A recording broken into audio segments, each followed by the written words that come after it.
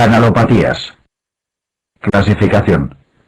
Las canalopatías son enfermedades genéticas por mutaciones en los genes que codifican los canales iónicos determinantes del potencial de acción, alterando su función. Pueden dar lugar a arritmias malignas y muerte súbita. Los síndromes de QT largo congénito tipo 1, LQT1 y 2, LQT2, se caracterizan por una disminución funcional de canales de potasio que origina QT largo y torsadas de puntas. En el LQT3 es un aumento de función del canal de sodio el que prolonga el QT. Para los tipos 1 y 2 el tratamiento incluye betabloqueantes y desfibrilador automático implantable, DAI si persiste sintomático. Suplementos de potasio pueden ser útiles en el LQT2. En el LQT3 los betabloqueantes no sirven y está indicado un DAI. A veces antiarrítmicos del grupo 1 ayudan a controlar los episodios. El síndrome de Brugada se caracteriza por un FG típico que consiste en bloqueo incompleto de rama derecha, es decir, patrón de RSR' en V1, al que se asocian elevación de segmento ST en V1 a V3 con la onda T negativa. Lo causan mutaciones que hacen hipofuncionante el canal de sodio. Se asocia a fibrilación ventricular FV que aparece típicamente durante la fiebre o el sueño. El tratamiento es el implante de un DAI. QT corto lo producen mutaciones que hacen hiperfuncionantes a canales de potasio, acortando la repolarización de la célula y el QT. La arritmia asociada también es FV y el tratamiento es el implante de DAI. La taquicardia ventricular catecolaminérgica familiar está producida por una mutación en el receptor de rianodina del sistema retículo-sarcoplásmico, involucrado en la liberación y recaptación del calcio, cuya arritmia característica es la FV, y cuyo tratamiento incluye betabloqueantes e implante de DAI.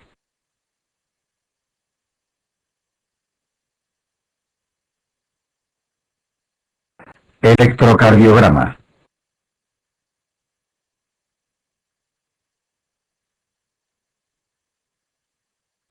Generalidades. Un dipolo es una región en el espacio en la que se acumulan cargas positivas y negativas ordenadas, es decir, cada carga a un lado, como ocurre con un imán.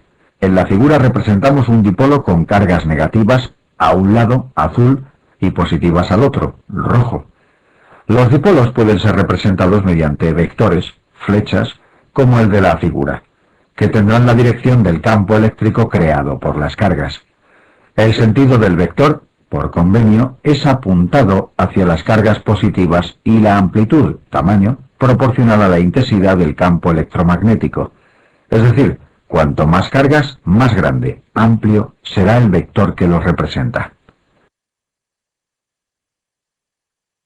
La simultánea de dos dipolos, vectores, permite hacer la suma espacial de los mismos, produciéndose como efecto global un único vector resultante de dicha suma. En el ejemplo, si existen simultáneamente un vector A y otro B dipolos, como se muestra en la figura, se pueden trasladar a un eje paralelo, al de cada vector, y la suma de ambos produce un vector resultante R.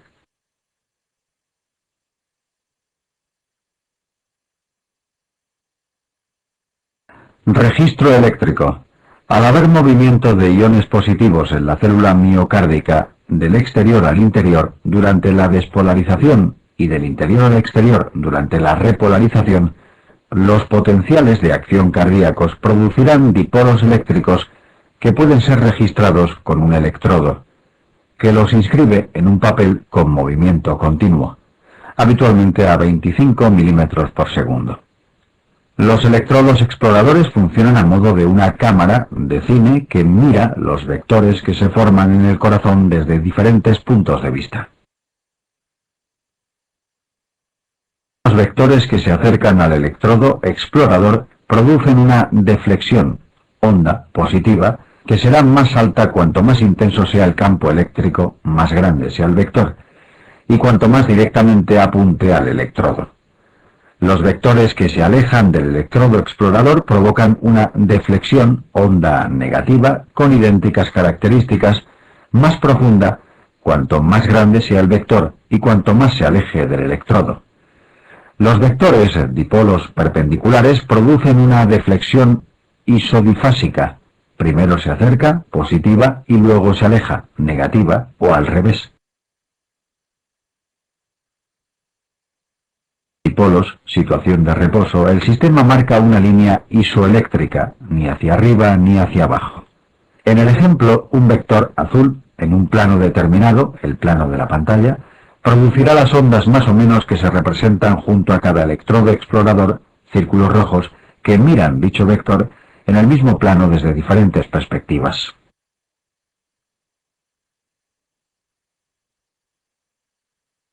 Derivaciones.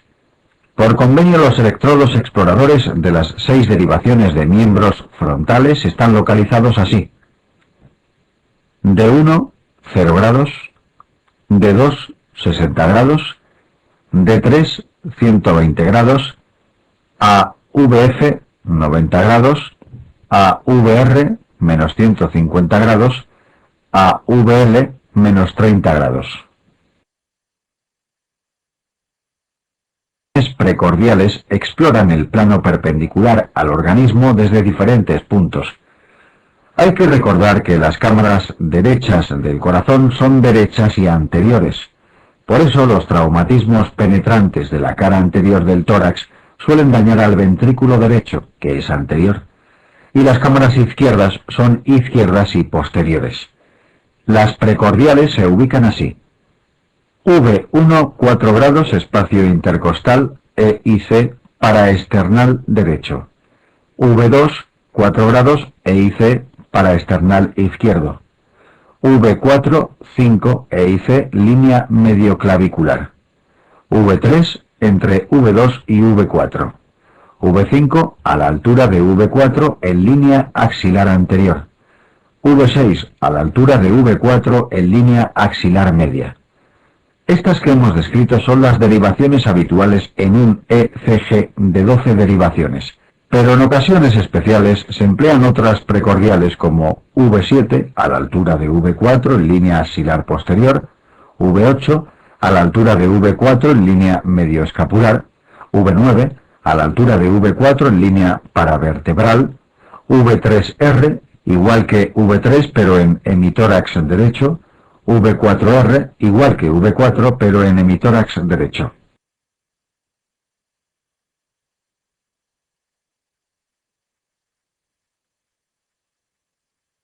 Así cada derivación explora los vectores desde una perspectiva diferente. De esta forma, D3, AVF y D2 exploran la cara inferior del corazón. D1 y AVL la cara lateral alta. V1, V2, el septo interventricular. V3, V4, la cara anterior. V5, V6, la cara lateral baja. V7, V8, V9, la cara posterior. Y V3R, V4R, el ventrículo derecho. Conociendo esta localización podemos localizar, por ejemplo, un infarto, pues en un infarto inferior veremos las alteraciones propias de IAM, onda Q y ascenso del ST, en D2, D3 y AVF.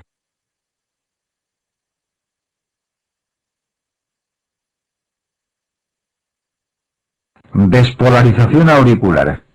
Miremos por ejemplo la derivación D2 a 60 grados. En situación de reposo no hay movimientos de iones en el corazón, luego no hay dipolos y existe una línea isoeléctrica. Cuando haya despolarizaciones y repolarizaciones se forman dipolos que producen ondas en el ECG. Cuando el impulso nace en el nodo sinusal, se despolarizan las células marcapasos, y eso se transmite a las células contiguas a través de las uniones GAP. En esas células entra una gran cantidad de sodio durante la fase cero del potencial de acción, por lo que hay un déficit relativo de cargas positivas en el exterior de la célula, se ha ido el sodio hacia adentro, por lo que se forman muchos pequeños dipolos entre una célula despolarizada, su exterior es negativo, y la contigua, que aún no se ha despolarizado, su exterior es aún positivo, como se muestra en la figura, con muchos vectores pequeños que nacen desde el nodo sinusal.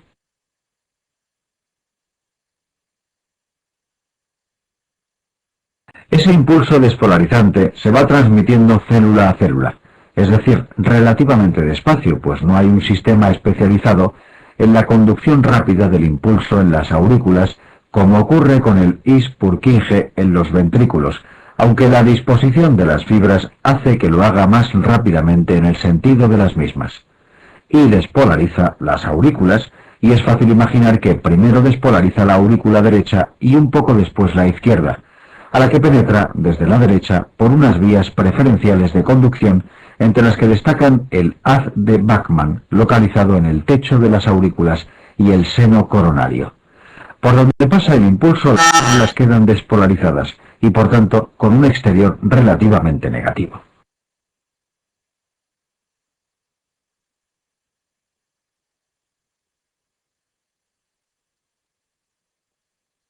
Onda P. Es fácil imaginar que el vector resultante de la despolarización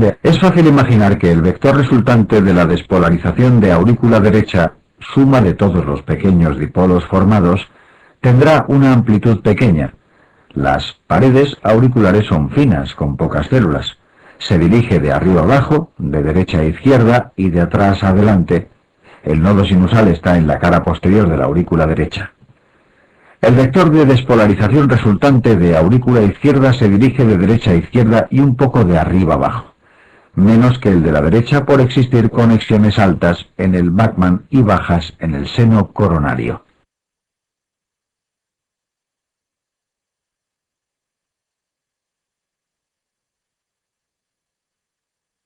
De ambas aurículas se representa en amarillo. En derivación de 2 veremos un vector que se acerca al electrodo y produce una onda positiva. La amplitud es pequeña porque la masa de las aurículas es pequeña, hay pocas células, por lo que la onda no será muy alta, y dado que la despolarización avanza célula a célula, tarda bastante tiempo en inscribirse, normalmente 80 a 120 milisegundos. Esa onda de despolarización auricular es la P. El eje dirección en el plano frontal del vector de despolarización de la onda P generalmente está entre 0 grados y 90 grados. En el plano horizontal en derivación V1 veremos primero un vector que se acerca a mi electrodo por la despolarización de aurícula derecha que produce una pequeña onda positiva. E inmediatamente detrás un pequeño vector que se aleja de mi electrodo, que produce una onda negativa por la despolarización de aurícula izquierda, que recordemos que además de izquierda es posterior a la derecha. Así la P en V1 es normalmente isodifásica.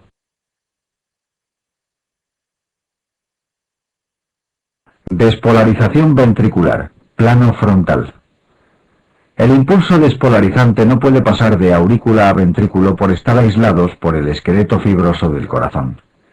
El único punto donde puede penetrar es el nodo AV, en el que el impulso se retrasa, se conduce muy lentamente, por lo que hay un espacio de tiempo en el que no hay ningún vector, mientras el impulso atraviesa el nodo, pues las aurículas están recién despolarizadas, en las fases 1 y 2 del potencial de acción, y los ventrículos aún están en reposo.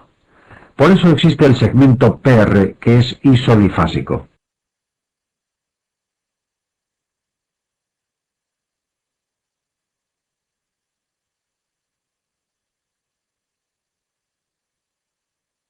La despolarización ventricular es muy rápida, menos de 100 milisegundos, aunque sean muchas células, porque el sistema His-Purkinje está especializado en conducir el impulso muy deprisa. No obstante, no es todo simultáneo, sino que sigue un orden.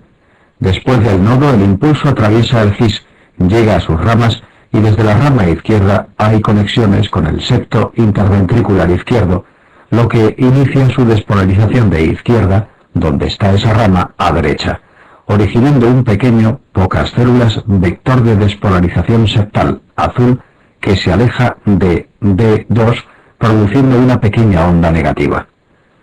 Inmediatamente después, el impulso recorre las ramas y el Purkinje, produciendo la gran despolarización de la mayor parte de la masa ventricular desde las regiones medias. Dado que hay muchas más células, más masa en el ventrículo izquierdo que en el ventrículo derecho, el vector resultante rojo va de arriba a abajo, igual que las ramas, y está desviado hacia la izquierda y hacia atrás, donde está el ventrículo izquierdo.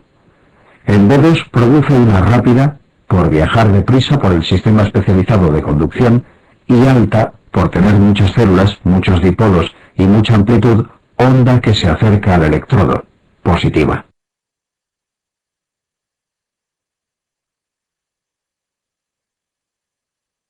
La despolarización de las regiones basales, las más cercanas al surco AV, desde las porciones medias de los ventrículos, formando un pequeño vector verde que se aleja de D2, pequeña onda negativa.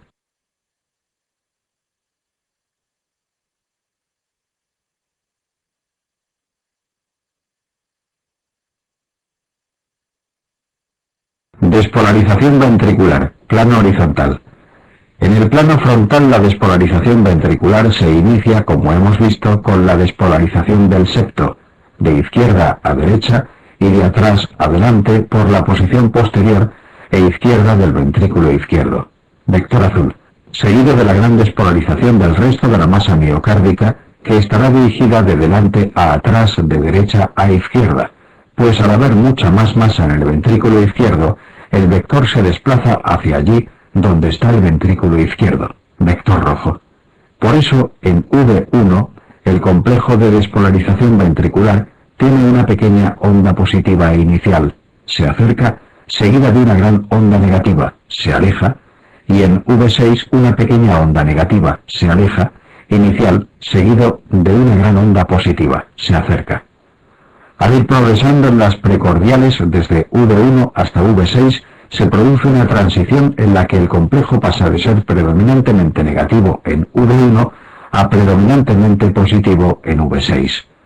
Entre V3 y V4 se produce la transición, son más o menos isodifásicos, por ser perpendiculares al gran vector de despolarización ventricular, rojo.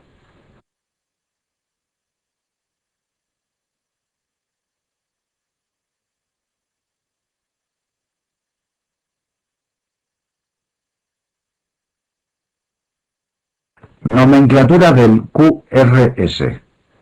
El complejo de despolarización ventricular QRS puede tener diferentes ondas según el electrodo desde el que exploramos, y se nombra de la siguiente manera. Se llama R la primera onda positiva del complejo. Se llama Q la onda negativa que haya delante de la R, y se llama S la onda negativa que haya detrás de la R. Cuando hay más de una onda positiva, la segunda se llama R'.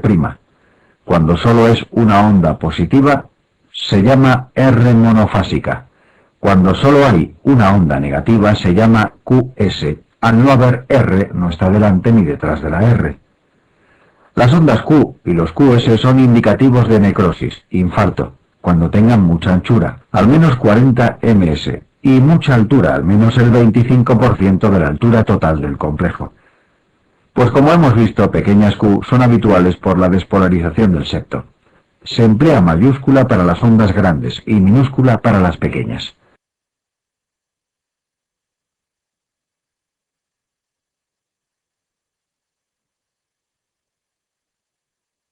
En la figura hay varios ejemplos de nomenclatura. El complejo RSR' en derivación V1 es típico del bloqueo de rama derecha. La comunicación auricular tipo ostum secundum, el síndrome de Brugada y la displasia arritmogénica de ventrículo derecho. La onda epsilon es como una R' que aparece en esta enfermedad.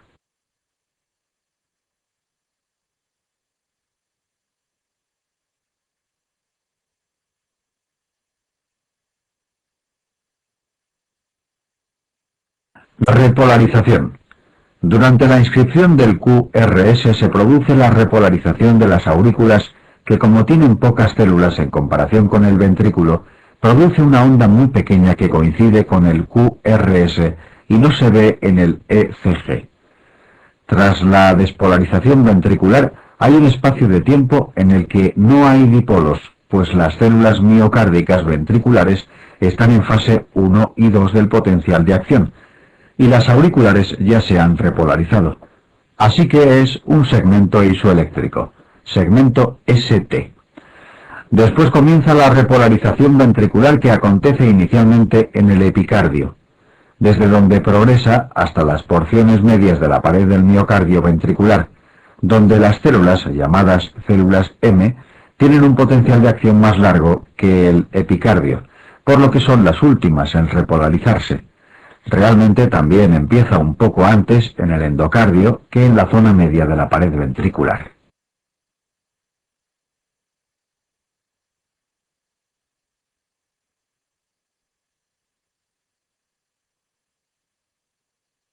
Así como en el epicardio ya hay células repolarizadas, positivas en su exterior, y en medio de la pared aún tienen negativo su exterior, se forman muchos dipolos, figura, que progresan hacia el endocardio.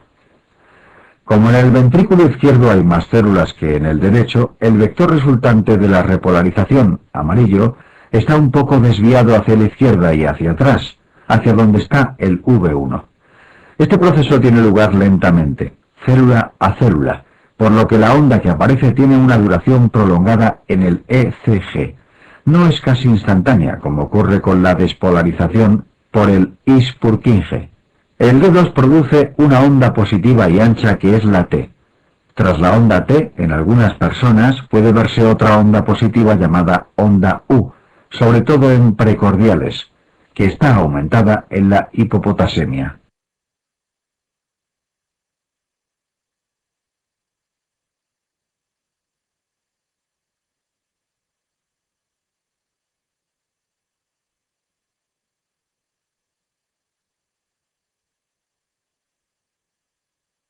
Ejes.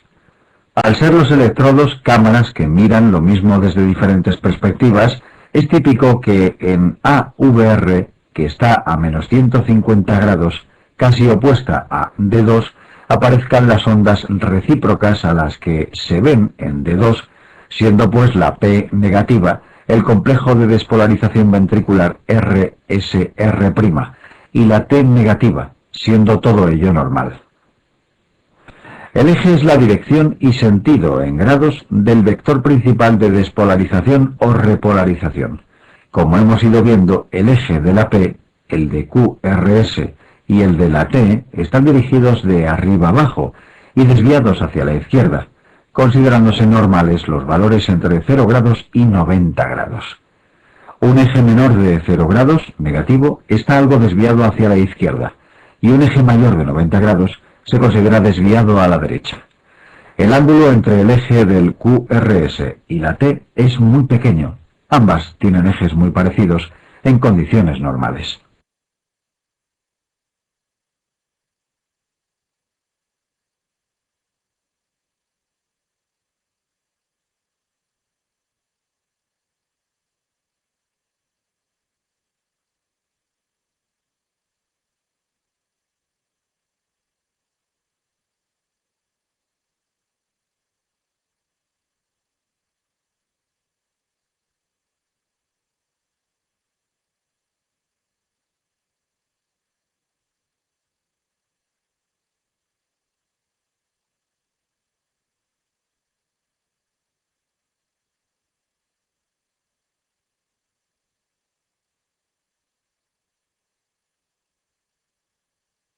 Las hipertrofias o crecimientos de cavidades pueden desviar el eje hacia su lado.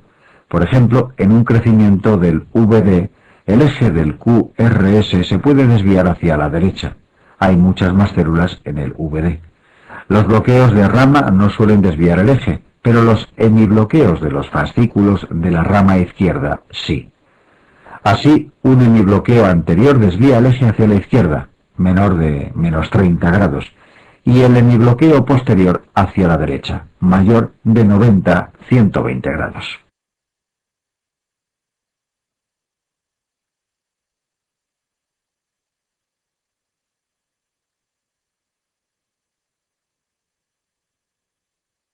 Valores normales. Ya hemos ido viendo la forma y altura normal de cada onda. Los tiempos, la anchura, se muestran en el esquema. La onda P dura menos de 3 cuadraditos, 3 milímetros. 1 milímetro igual 40 ms.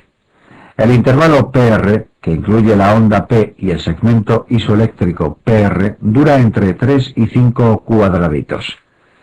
El QRS, menos de 3 cuadraditos. Cuando dura más de 120 ms, se habla de QRS ancho.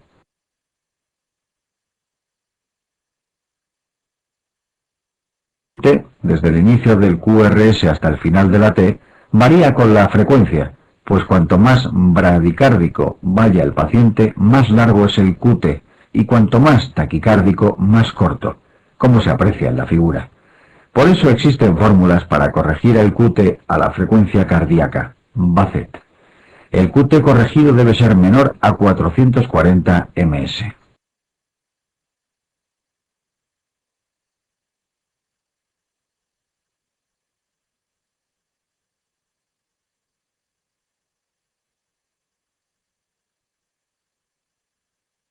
Crecimientos auriculares. El ECG no diferencia la hipertrofia de la dilatación, por lo que se habla de crecimiento de cavidades cardíacas. Las mejores derivaciones para ver la onda P son D2 y V1. Al crecer una aurícula, el vector de la misma tendrá mayor amplitud de lo normal, por lo que se aprecia un aumento en la altura de la parte de la onda P que se corresponde con esa onda. Así, en el crecimiento de la aurícula derecha crece la parte inicial de la onda P, que en D2 toma un aspecto picudo, P pulmonale. En V1 es muy alta la parte inicial positiva de la onda.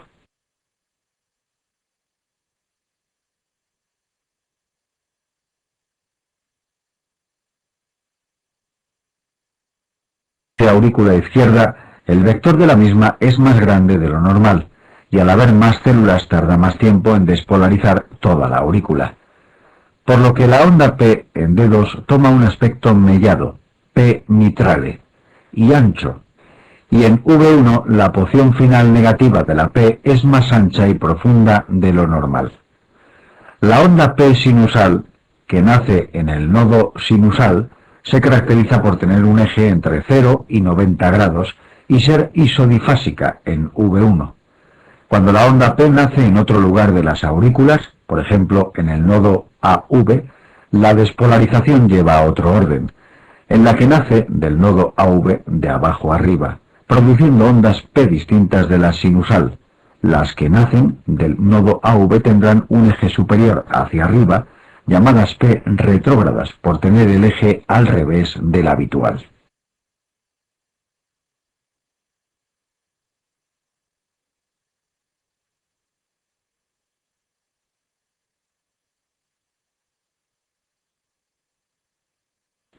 Crecimientos ventriculares. El crecimiento de VD producirá un aumento en el número de células del VD, lo cual desvía hacia el VD, hacia la derecha y hacia adelante, el gran vector de despolarización ventricular, representado en la figura en amarillo. En rojo está en la posición teórica normal. Así pues, el eje suele ser derecho, mayor de 90 grados, y en precordiales, al apuntar hacia V1. En esa derivación, en lugar de ser un complejo predominantemente negativo, es predominantemente positivo con una R mayor que la S. Este es el clásico crecimiento de VD o tipo A. Existe un tipo C, propio del cor pulmonale, en el que se hipertrofia el tracto de salida del VD, que produce un eje indeterminado. Los complejos son isodifásicos en todas las derivaciones frontales. La sobrecarga ventricular derecha, por ejemplo, en la embolia pulmonar, puede producir estas alteraciones y el clásico S1Q3T3, S en D1, Q y T negativa en D3.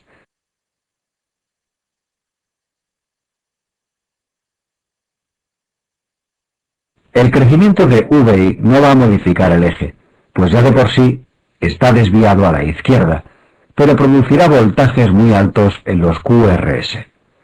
Hay varios criterios de voltaje para determinar si existe crecimiento del VI, como el de Sokolov, el de Cornell, pero todos son muy poco específicos por lo que en la actualidad la prueba de elección para demostrar crecimientos es la ecografía. Los crecimientos ventriculares alteran la repolarización produciendo un ST descendente y generalmente onda T negativa en precordiales derechas en el crecimiento o sobrecarga de VD y en las izquierdas en el de VI.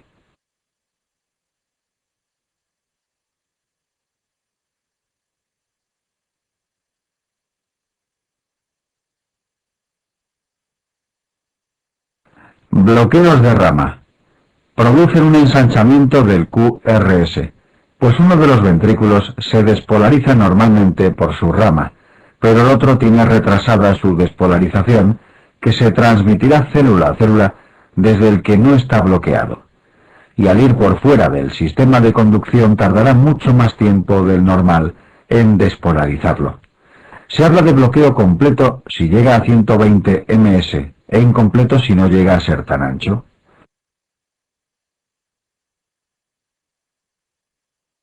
La derecha no afecta la porción inicial de la despolarización septal, que depende de la rama izquierda, y por lo tanto solo altera las porciones finales del QRS, produciendo una onda S no muy profunda.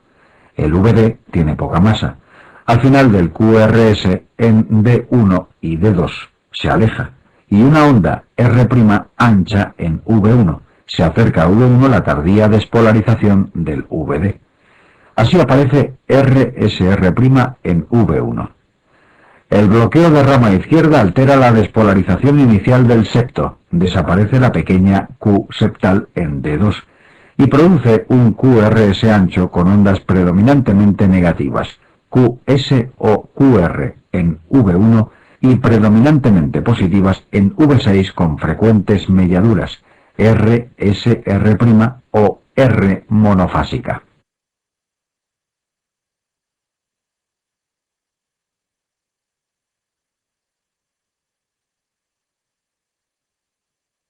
Normalmente el eje no se modifica en los bloqueos de rama, pero sí la repolarización, de forma similar a los crecimientos ventriculares, con ST descendente y T negativa en precordiales derechas en el bloqueo de rama derecha, y muy difusamente en el bloqueo de rama izquierda, tan difuso que el bloqueo de rama izquierda hace al ECG inútil para detectar cambios en la repolarización sugerentes de isquemia.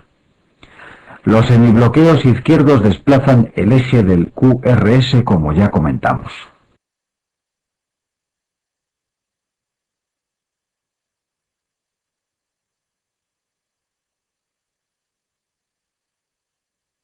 Alteraciones de la repolarización.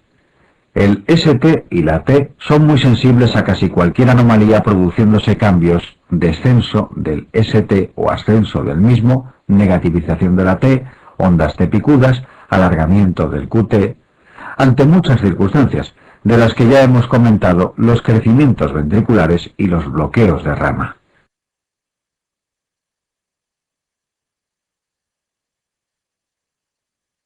El descenso del ST con forma de cubeta o cazoleta en los pacientes que toman digoxina, aunque no estén intoxicados, en los pacientes que tienen alterada la despolarización por presentar preexcitación ventricular, síndrome de Wolff, Parkinson-White, en la isquemia, la pericarditis o en las alteraciones electrolíticas. De ellas conviene recordar que la hipocalcemia prolonga el QT y la hipercalcemia lo acorta. La hiperpotasemia produce ensanchamiento de la P, el PR y el QRS y ondas T picudas. Y la hipopotasemia produce onda U llamativa junto al QT largo. La acidosis produce T altas y picudas y la alcalosis QT largo y T invertidas, negativas.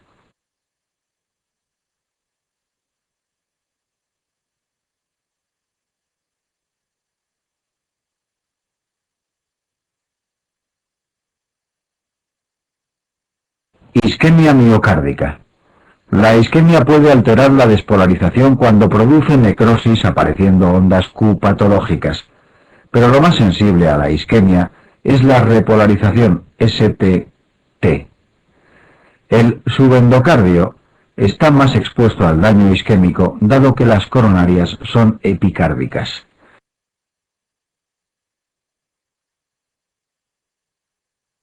Cuando el defecto de perfusión es tan suave que solo altera la onda T, y de corriente de lesión cuando es tan intenso que también altera el ST. La afectación subendocárdica expresa un daño más leve que la subepicárdica, transmural. Así la isquemia subendocárdica produce ondas T picudas simétricas y la isquemia subepicárdica, transmural, ondas T negativas profundas y de ramas simétricas.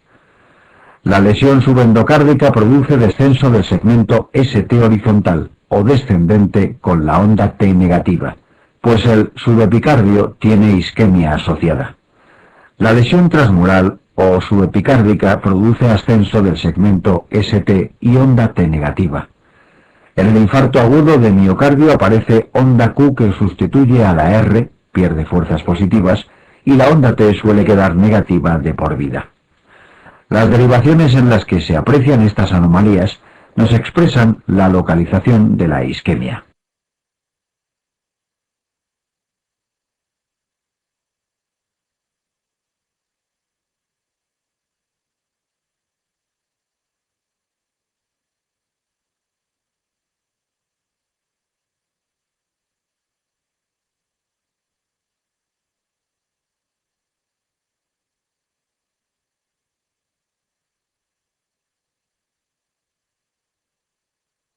Determinantes de la presión arterial.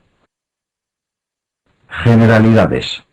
La presión arterial está determinada por las resistencias vasculares periféricas y el gasto cardíaco. Las resistencias vasculares periféricas expresan el grado de vasoconstricción o vasodilatación que presentan las mismas, de forma que cualquier sustancia que produzca vasoconstricción va a aumentar la resistencia del sistema vascular al paso de sangre y la presión arterial.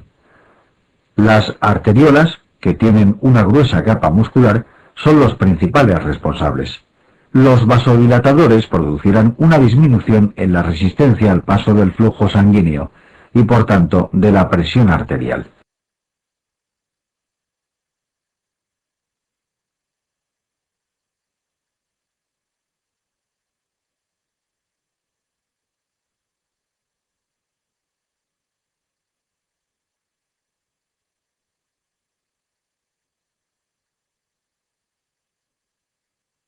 El gasto cardíaco son los litros por minuto de sangre que bombea el corazón y viene definido por el volumen expulsado en un único latido, es decir, el volumen sistólico de eyección o volumen latido, multiplicado por el número de latidos en un minuto, es decir, la frecuencia cardíaca. Aumentando la frecuencia cardíaca aumentamos el gasto cardíaco dentro de unos límites fisiológicos y aumentando el volumen latido también. Los verdaderos determinantes de la función cardíaca son la precarga, la postcarga y la contractilidad, pues son los que determinan el volumen latido.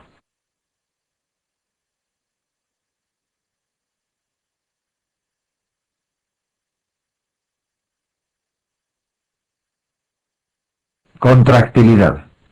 La contractilidad o inotropismo la determina la masa contráctil, de forma que a mayor masa, mayor volumen latido. Así, la hipertrofia del músculo cardíaco produce un aumento en el volumen eyectado.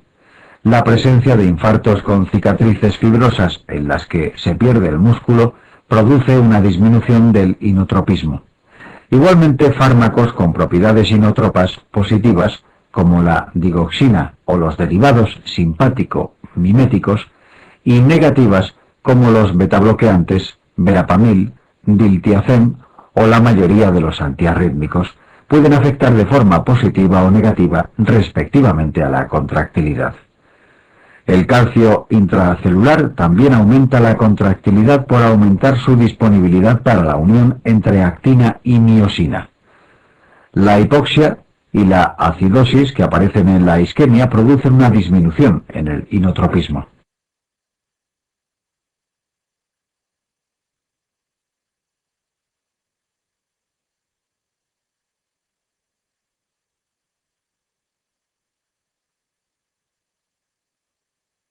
Precarga. Ley de Frank Starling. La precarga equivale al volumen telediastólico del ventrículo, es decir, la cantidad de sangre que tiene justo antes de la contracción. Cuanto mayor sea la precarga, por la ley de Frank Starling, mayor será la fuerza que ejerce el músculo en la siguiente contracción. Esto es cierto dentro de unos límites fisiológicos, pues la ley de Frank Starling determina que a partir de un nivel determinado de dilatación se produce un fenómeno similar al que ocurre con un muelle al que estiramos demasiado, tal que a partir de dicho volumen el corazón empieza a perder capacidad contractil. Determinan la precarga incluyen la volemia, cuanta más sangre haya en el organismo, mayor será la precarga, la función renal, que controla la volemia, el retorno venoso, el ortostatismo, retiene sangre en las venas de miembros inferiores, la frecuencia cardíaca, puesto que entre dos latidos consecutivos existe gran variación de tiempo diastólico determinada por la frecuencia. Esto implica que a frecuencias bajas hay un periodo diastólico largo en el cual se puede precargar mucho el ventrículo, mientras que cuando hay taquicardia, el tiempo diastólico es tan corto que cae la precarga y por eso el volumen latido.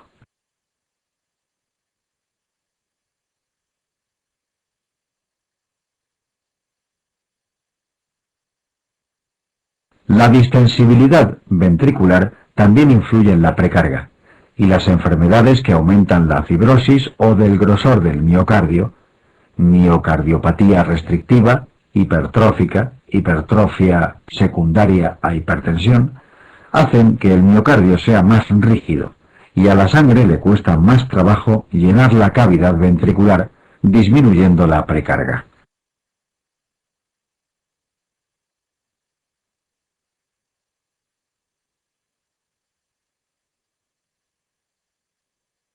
Precarga, contracción auricular. La función auricular es importante para determinar la precarga. Al final de la diástole, la aurícula se contrae para inyectar sangre dentro del ventrículo. Casi el 80% del total de la sangre que entra en los ventrículos lo hace porque el ventrículo aspira sangre desde las aurículas por medio de su relajación activa que consume ATP. En telediástole, la aurícula contribuye al llenado mediante un último empujón que consigue introducir el 15-20% del total de la precarga.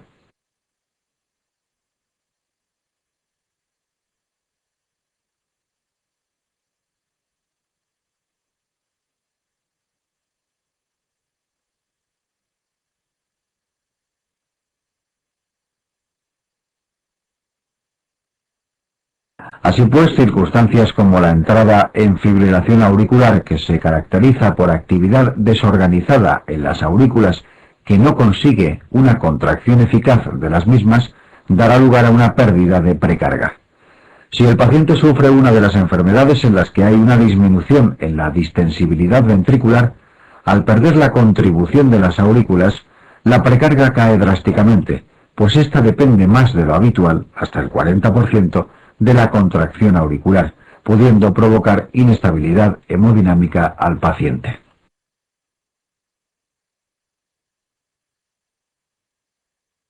La precarga determina los límites entre los cuales la frecuencia cardíaca actúa de forma positiva para aumentar la presión arterial, de forma que un paciente deportista y sano, en reposo a 40 latidos por minuto, al duplicar su frecuencia cardíaca, teóricamente duplicaría su gasto cardíaco. Sin embargo, si aumentamos mucho su frecuencia cardíaca, acortaría tanto el tiempo de diástole que se podría llegar a producir una contracción ventricular casi en vacío, con escaso volumen latido. Por eso, al aumentar la frecuencia no siempre aumenta el gasto cardíaco, sino solo dentro de límites fisiológicos.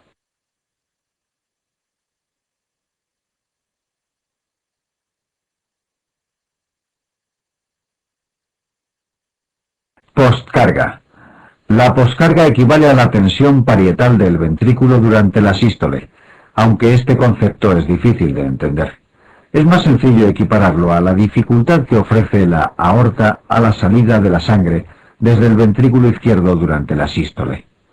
Así, enfermedades con obstrucción en tracto de salida como la estenosis aórtica o la miocardiopatía hipertrófica obstructiva tienen un aumento de poscarga que afecta negativamente al volumen latido. La ley de Laplace determina los factores que influyen sobre la poscarga: radio de la cavidad, grosor de la pared y resistencias periféricas.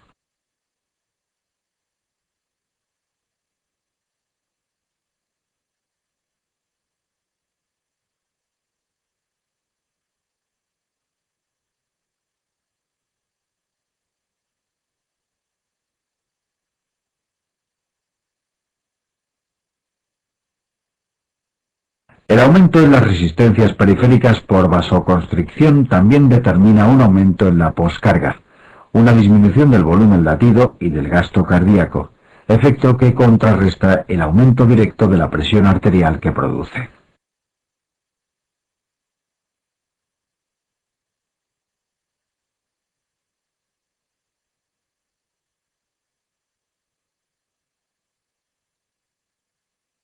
Ejemplos fisiopatológicos. Este esquema nos permite comprender distintas situaciones fisiopatológicas como pueden ser el shock anafiláctico, en el que se produce una gran disminución de resistencias periféricas por vasodilatación directa.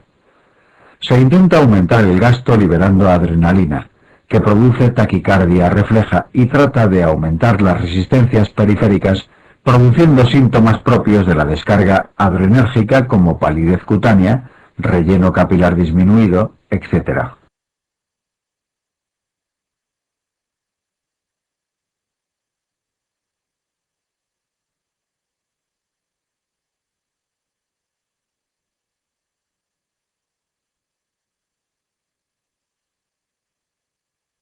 En una hemorragia masiva se produce una disminución del retorno venoso y la volemia, y va a disminuir la precarga, afectando negativamente al gasto cardíaco que se trata de compensar con una descarga adrenérgica que aumente de la frecuencia cardíaca, contractilidad y resistencias periféricas. En una taquicardia ventricular rápida se acorta mucho el tiempo diastólico, lo que provoca una disminución de precarga y gasto cardíaco que conlleva hipotensión y riesgo de hipoperfusión tisular.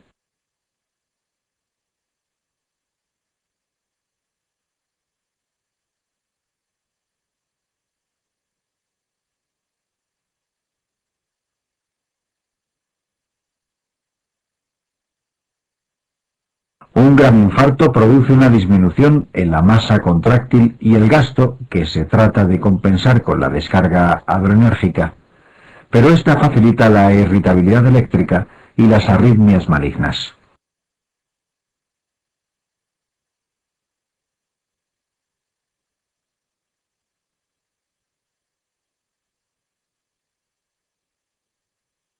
Receptores adrenérgicos. Subtipos. La adrenalina estimula diferentes receptores adrenérgicos con efectos diversos.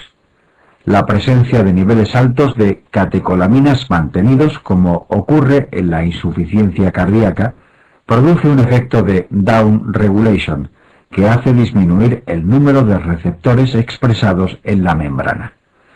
El receptor alfa 1 tiene un efecto predominantemente vasoconstrictor en arteriolas periféricas. El alfa 2 es un receptor presináptico que sirve para el autocontrol o autorregulación de la liberación del neurotransmisor.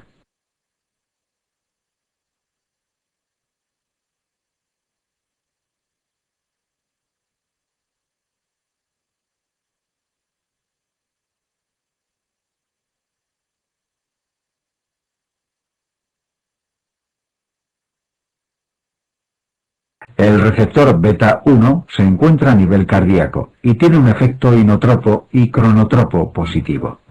Es decir, aumenta la fuerza de contracción y el número de contracciones por minuto, por aumentar el calcio intracelular, facilitando además por este motivo las taquiarritmias. El receptor beta 2 se encuentra a nivel periférico, por ejemplo bronquial, produciendo broncodilatación, o vascular, produciendo vasodilatación para compensar la vasoconstricción que produce el receptor alfa 1. Existen muchos fármacos que actúan estimulando o inhibiendo estos receptores.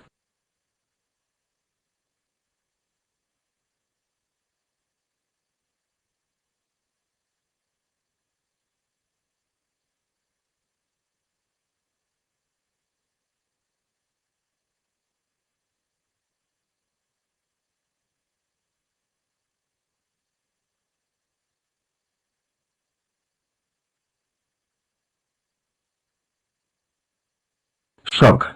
Definición.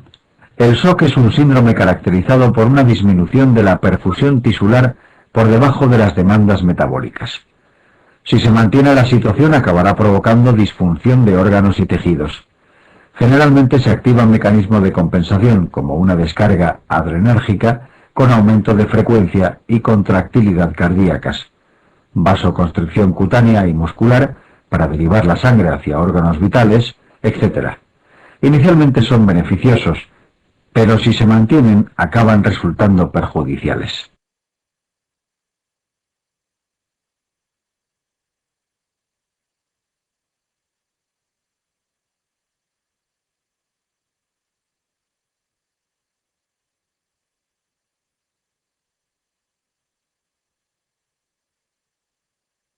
El SOC no es un sinónimo de hipotensión, porque cifras de presión bajas pueden ser suficientes para mantener un aporte adecuado, por ejemplo, en un atleta. El diagnóstico de SOC precisa de hipotensión, de signos de hipoperfusión periférica como frialdad y palidez de extremidades, con aspecto moteado, relleno capilar lento, acidosis metabólica, y además de disfunción orgánica secundaria a la hipoperfusión como disminución del nivel de conciencia por afectación del sistema nervioso central, oliguria por afectación renal, etc.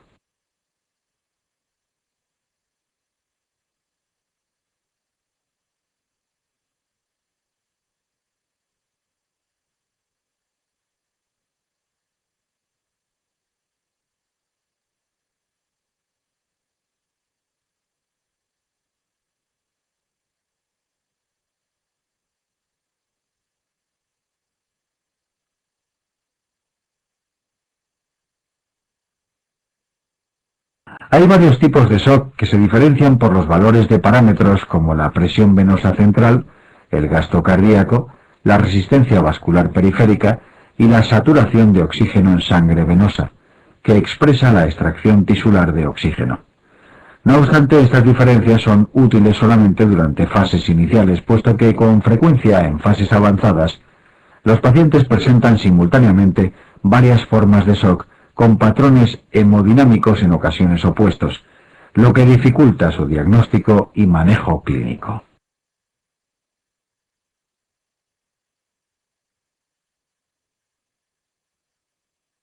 Tipos. El SOC hipovolémico, hemorragia, anemia, suele tener resistencias vasculares altas para compensar la hipovolemia y presión venosa central baja por el déficit de volumen intravascular. El SOC cardiogénico, infarto de miocardio extenso, tendrá resistencias vasculares altas secundarias a la descarga adrenérgica, presión venosa generalmente alta secundaria al fracaso cardíaco y gasto cardíaco lógicamente muy disminuido.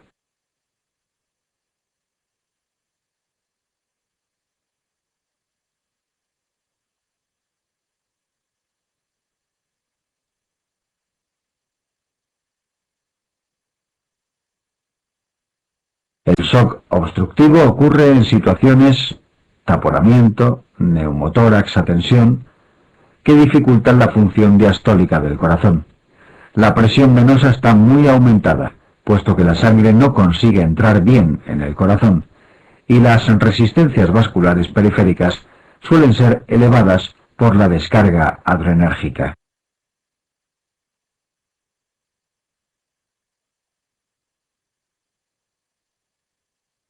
El SOC séptico se puede diferenciar en dos fases. Una inicial o hiperdinámica, en la que predomina la vasodilatación y disminución de resistencias vasculares, y otra hipodinámica o tardía, en la que ya se suman datos de fallo cardiogénico o hipovolémico por fenómenos como isquemia miocárdica o secuestro por tercer espacio. El shock anafiláctico está provocado por una intensa vasodilatación con disminución de resistencias vasculares y disminución de presiones venosas y gasto cardíaco acompañantes.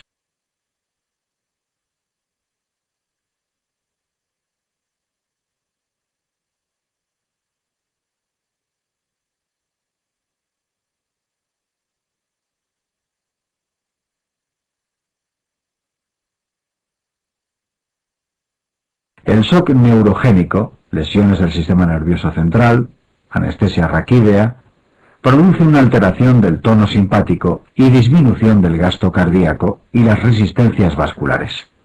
El shock séptico, neurogénico, anafiláctico, tóxico o asociado a endocrinopatías, insuficiencia suprarrenal aguda, se engloban en el denominado shock distributivo, puesto que el fenómeno inicial es una distribución periférica inadecuada del gasto cardíaco, que puede ser normal o incluso elevado en fases iniciales.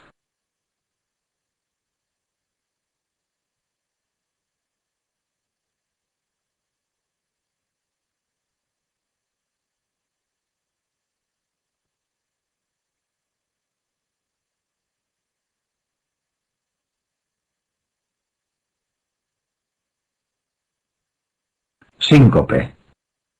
Definición. El síncope es un síntoma que consiste en la pérdida transitoria de la consciencia, generalmente breve, con recuperación espontánea y completa, y que está provocado por una disminución transitoria del flujo cerebral. Con frecuencia el paciente nota síntomas premonitorios como debilidad, mareo, zumbido de oídos, sudor frío, fotopsias, pero a veces están ausentes y el síncope provoca caída. Presíncope es la sensación inminente de síncope, sin llegar a perder la consciencia. Así, no son verdaderos síncopes las caídas casuales, la cataplejía, los accidentes isquémicos cerebrales transitorios, la epilepsia, las intoxicaciones, la narcolepsia, ni las pérdidas de consciencia psicógenas o endocrino-metabólicas como por hipoglucemia, hiperventilación, pues no son provocados por una disminución transitoria del flujo cerebral global.